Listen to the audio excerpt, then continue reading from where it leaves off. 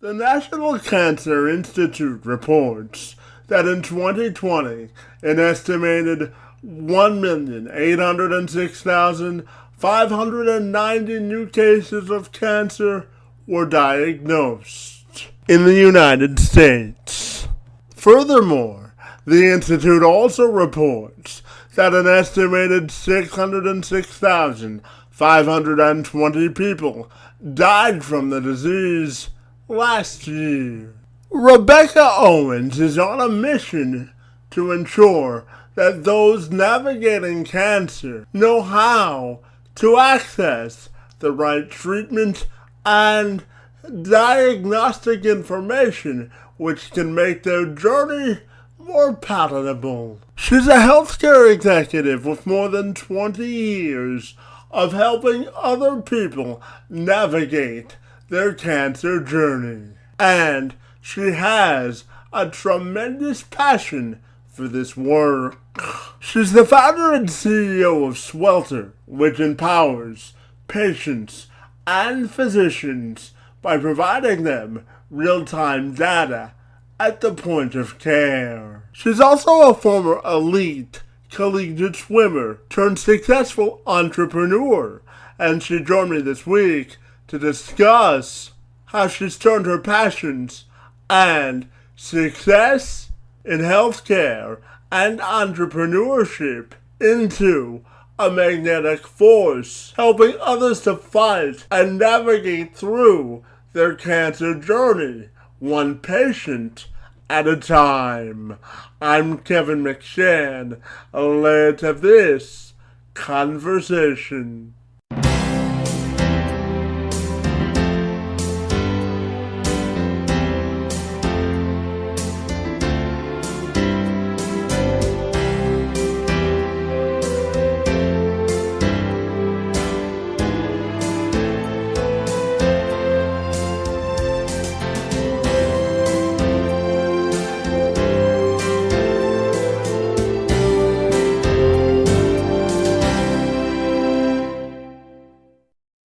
Yes, of course. Any opportunity I get to talk about changing cancer, I am game. So, Yeah, absolutely. It's an important discussion. So, Rebecca, if you're ready, I'll take the opportunity to formally welcome you to the program. And I'm excited to talk to you this afternoon about your efforts to eradicate cancer. Great to be with you this afternoon, and thank you for being here. yeah, thank you, Kevin. I'm excited to speak with you today. Absolutely. So I know that you've dedicated a large portion of your adult life to helping people navigate their fight against cancer. So I'm wondering if you can just detail for me parts of your professional journey which got you to where you are today. Yeah, great. Well, I've been in cancer testing, so cancer diagnostics for 20 years.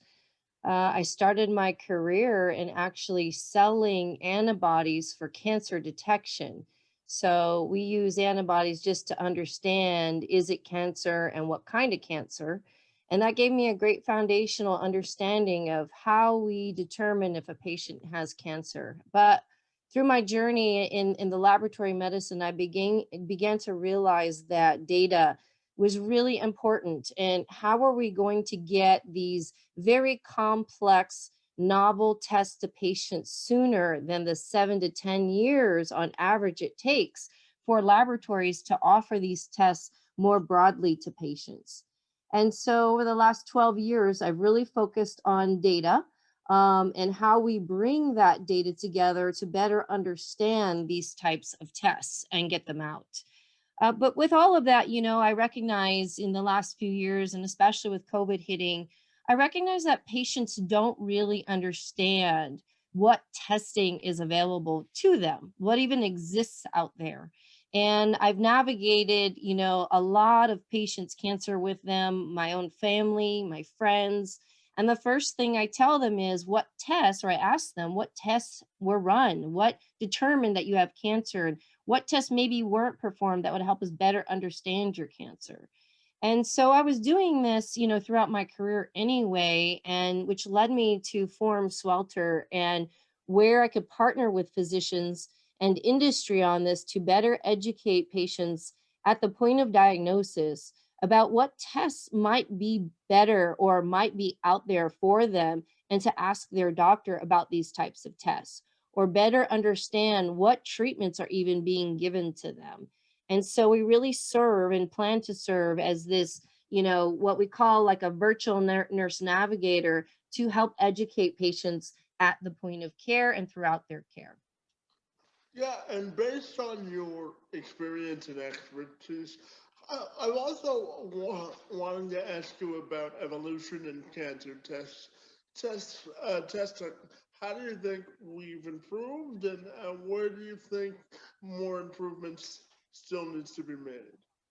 Yeah, that's a great question. I started my career when the drug Herceptin was approved for breast cancer. And the HER2 antibody that we ran in the laboratory is a protein-based test. And that was a great example in the beginning of my journey in oncology for understanding these, very targeted therapies, targeted to a person's biology. And I think, in my 20 years of this, we have greatly excelled in cancer detection, understanding the biology, and we have a lot of modalities. And to your question, a lot of evolution in our understanding and capabilities. So now, fast forward for all the things that we've learned out of the Human Genome Project. So many great discoveries have come out of that, and now we're doing, what we call genomic sequencing to understand, a person's biology and disease. And so I think that, we've made incredible evolutionary progress in the laboratory setting. Now the question is, what therapies do we have?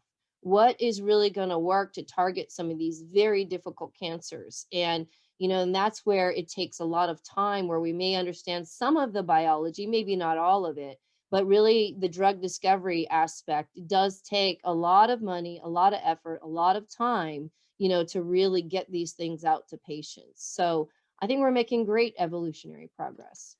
Well, that's great to hear. And Rebecca, I'm also fascinated to ask you about, what do you want people watching or listening to this to know about navigating their cancer journey, or what do you want to educate people on about cancer in a more broader sense? Well, I like to think about things simplistically.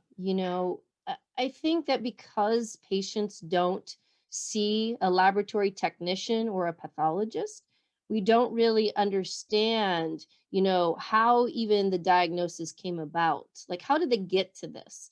And why are they giving me these drugs?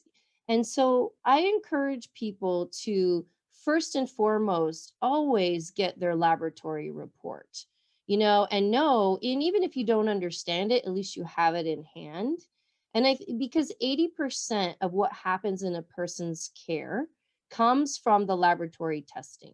And it's not something we necessarily think about. We think about the oncologist that we're seeing, the surgeon, the imaging, and we don't really understand what's going on behind the scenes. And that's all of the laboratory testing, whether it be a biopsy, surgical procedure, blood, urine. Those are all things that go to the laboratory for analysis. So I think first and foremost, people need to be educated on the laboratory testing that which turned a diagnosis, their specific diagnosis. And so that's what I really, have strived to do throughout my career, is help people understand this. And I think we have a long ways to go for, individuals to understand this, because you don't think about it until you're actually diagnosed or have a health issue.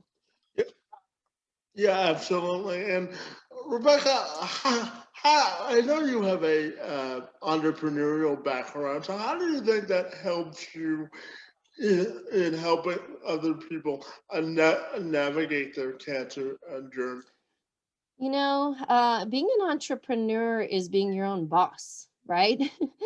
I'm a boss lady. I take matters into my own hands. I'm a former collegiate swimmer as well, and I work independently as an athlete, and I've always had the own determination to take care of things myself. And so when it comes to our health or our business or our relationships, it's up to us to figure that out. And that can be very challenging and scary and lonely at times. And it is in entrepreneurship as well. Every CEO that I know and female CEO that I know, they tell me it's hard, it's lonely, and I get it. But, we have to find the answers and we have to do some of that legwork ourselves or enlist our family or our friends to help us. And so I think that has taught me a lot about, navigating care and taking matters into my own hands. And I understand I may be different than others, but I think that, if you can't figure it out yourself, you enlist those people who can help you. Yeah, 100%. Rebecca, I was born with spastic quadriplegia cerebral palsy, and I know you mentioned your background as a collegiate swimmer, and I know for me, swimming really helps me manage my cerebral palsy. So I was also wanting to ask you and excited to ask you about your uh, love for swimming and that part of your life being a collegiate swimmer, because I have a passion for the pool myself. So I was curious to dive into that part of your life as well. Yeah, no pun intended, right? Dive into it. Yes. Yeah, and that's awesome, Kevin, that you do that because the water is very therapeutic. For many, it takes the pressure off our body, the gravity, that pulls us down, and being in the pool helps us float, right, and take the pressure off. And I think it stimulates the endorphins, all those things. So I applaud you for getting in the pool. For me, it started as a 4-year old, and I watched my brother swim, and it was hot in Arizona, and I said I wanted to get in the pool and do what he did. So, and I had a passion for it and a drive for it, but I think maybe underneath all that is I have a desire to win. And when it comes to swimming, it's only you. You have no team to really help you out when you're in the pool and in the race. And it's just yourself. And so I could control that, how much I wanted to excel, how much I wanted to train, what I wanted to give to the sport. And as an adult, I think I reflect on it when you're doing it and you're just solely focused on winning as a kid. You don't realize all the things that are really going on. And now as an adult, I see what it's taught me. It's taught me discipline. It's taught me, how to think outside the box because I had a lot of time in the water. I swam for 19 years, and that's a lot of time alone to think. So it helped me to think and not cloud my brain and work through things. So it was very therapeutic, to work through all my thoughts and things that were going on in my life. And I still feel that way. And when I'm getting stressed out, I go get in the pool because it's alone time, and I get that therapy session alone to think. Yeah, absolutely. I use it as a stress reliever myself. So, as a former athlete, I'm with the Olympics starting today. I'm curious to know if you're going to watch any of it this year. Mm, yeah, that's a great question. I always struggled with watching it because I was really close, to Olympic trials and at that at that level. And so for years I had a hard time watching the Olympics. And now through maturity, I applaud these athletes, and it's just an incredible amount of dedication and effort to get there. And I understand that. So I will watch. I know some people that were in the Olympic trials, so that was awesome to watch some of my former colleagues, my former teammates, and their kids now participating in the Olympic trials. So it's exciting. I will be watching. Yeah, it's a shame that there'll be no fans in the stands, huh? Yeah, I know.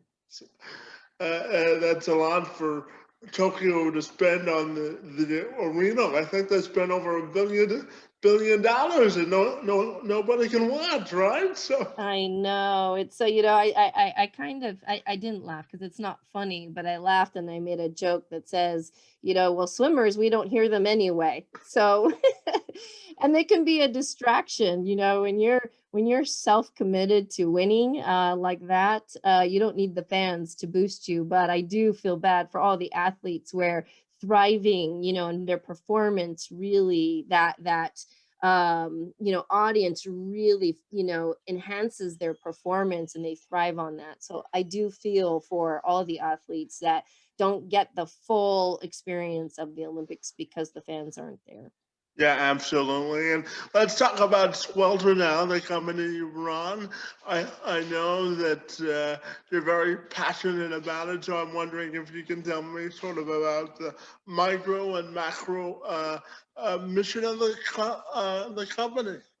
Yeah, great question. Micro and macro. Okay, so we are a new startup company, but my colleagues and I have been at this for 20, 25 years, whether it be in engineering or like myself in testing, clinical data, etc. So we've built various solutions and run several initiatives in this space. So, ultimately, we know that patients need this kind of solution, which motivates us to deliver something very quickly to the market and to clinicians and patients to really help with the understanding of biomarker cancer testing and treatments, targeted therapies, et cetera, these new treatments that are available. So, we just have to get going. We are getting going. We're working on several partnerships right now and building our platform. So, first things first, and I tell people we have a great company, but we're in build mode.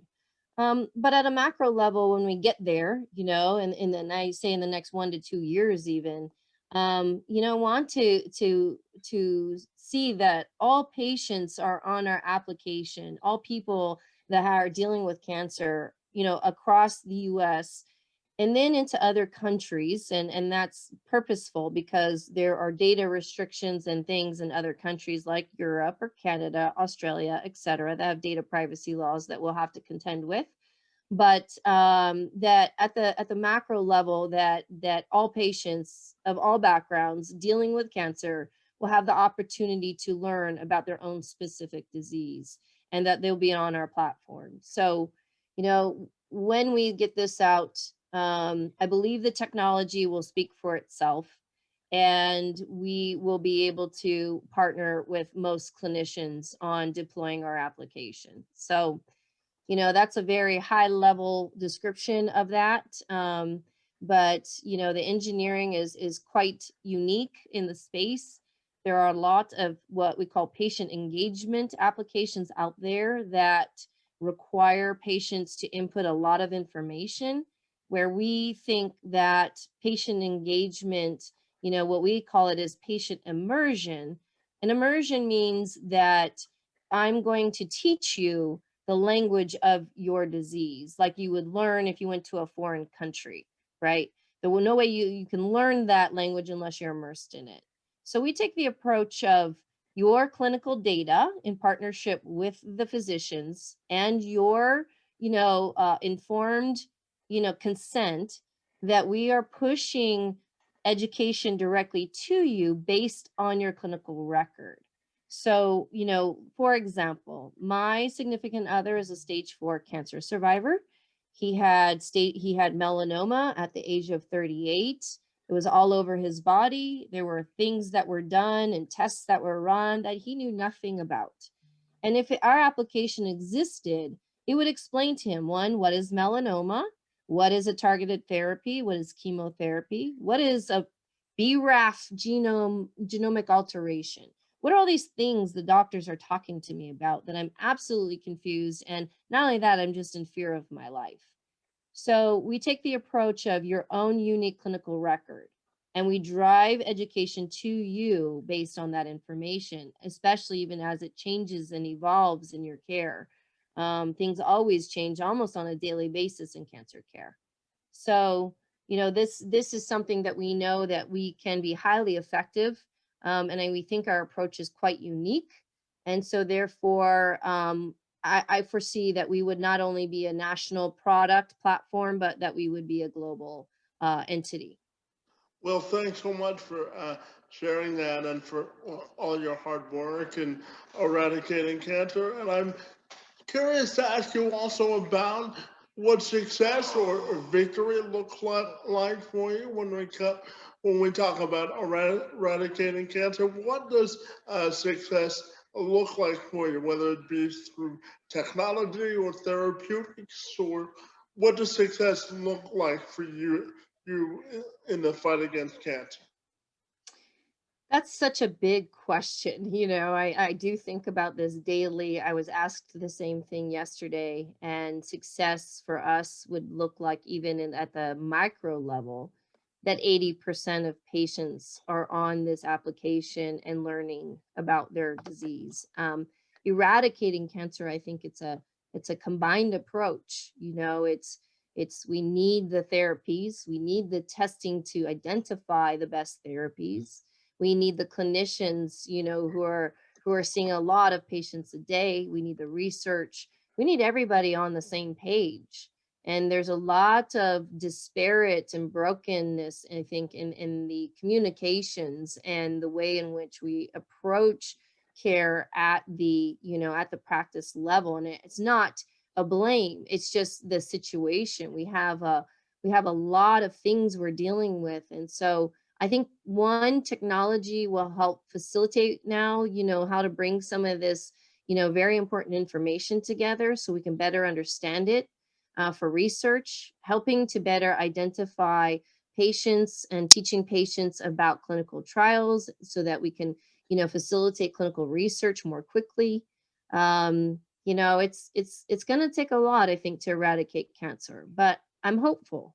I'm very hopeful that in my lifetime, that we really can start to treat patients. We talk about treating cancer as a chronic disease, and I want a cure. I think everybody wants a cure. I don't want a chronic disease and live with that the rest of my life. And so I think we can get there. I think that we can get to the place that we treat it as a chronic disease, and I think eventually we can get to that eradicating cancer, but we all have to come together in a more seamless way. Yeah, it's everybody on deck mission for sure, absolutely. Yeah. And Rebecca, I know that you have 5 kids and 2 grandkids, so I don't know where you find all the time to do all the great stuff that you do, but Yeah. You did your homework, Kevin. How did you know that? well, it helps to do research before an interview, doesn't it? Wow, I'm impressed. So I'm wondering what sort of a legacy you want to leave for your family, and what sort of an example do you want to set? Wow. You just made me get emotional, Kevin.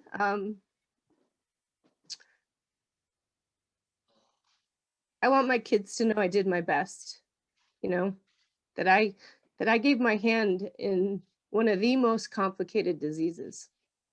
And I gave everything I had to eradicate it.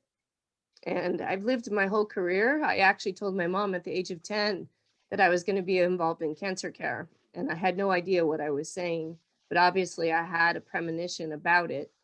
And I work every day alongside patients, alongside people, to really deal with this awful disease.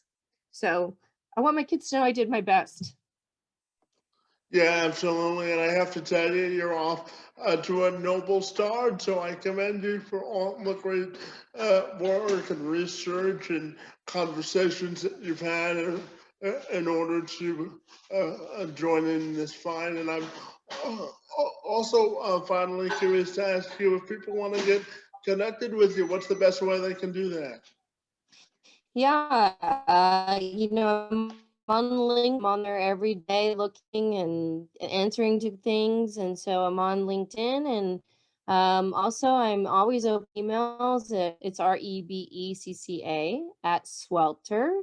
SWELLTER.com. And then also our website is www.swelter.com. Hey, Rebecca, I really appreciate our consequential conversation about this important topic. I want to commend you for all the great work that you've done in your efforts to eradicate cancer, and I want to thank you for joining me this afternoon. Your time, efforts, and expertise on my behalf are most appreciated. Yeah, thank you, Kevin. This was a fantastic conversation, and I'm glad that we had the opportunity to have it. Thank you for your time.